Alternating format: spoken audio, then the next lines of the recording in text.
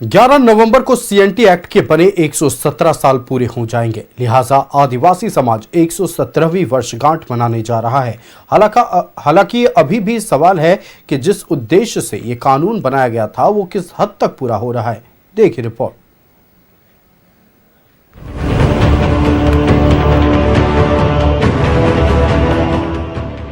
एक 117 साल पहले आदिवासियों की जमीन को सुरक्षित करने के लिए सीएनटी एक्ट बना था। आदिवासी समाज इसका 117वां वर्षगांठ मनाने जा रहा है। कानून में यहाँ तक प्रावधान है कि जमीन को एक आदिवासी दूसरे आदिवासी को भी नहीं बेच सकता है, लेकिन इसके बावजूद जमीन आदिवासी समुदाय के हाथ से निकल रहा है। तमाम नियम कानून को ताक पर रखकर जमीन पर धड़ल्ले से कब्जा हो रहा है।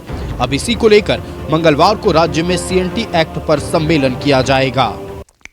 नई पीढ़ी को सीएनटी एक्ट के बारे सुनता है, उसको भी इसके बारे में जो सही तरीके से उसको बताने का चाहिए वो भी सही तरीके से उसको बताया नहीं जा रहा है।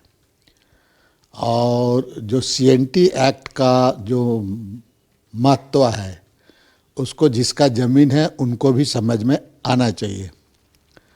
और इन तमाम चीज़ों को लोगों को डिलीवर करने के लिए कुछ जानकार लोगों को सामने आने का बहुत ज़रूरी है।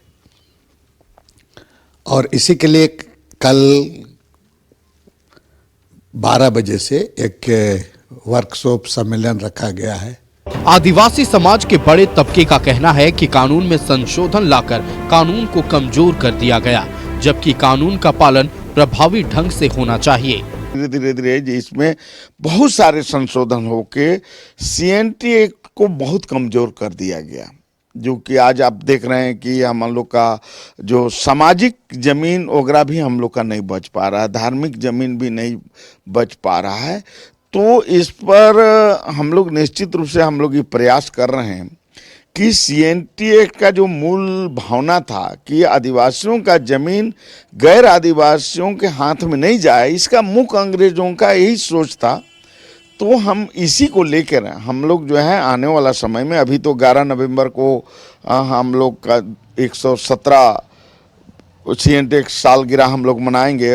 आदिवासी समाज जल, जंगल और जमीन पर निर्भर है। बिना जमीन के इस समुदाय का जीवन असंभव है, लेकिन अभी की सरकारें इन सब चीजों को नहीं समझ पा रही है। इसीलिए आदिवासी समुदाय अब सड़क पर उतर रहा है। न्यूज़ 11 भारत के लिए रांची से कैमरा पर्सन रवि के साथ दीपक उरांव की रिपोर्ट।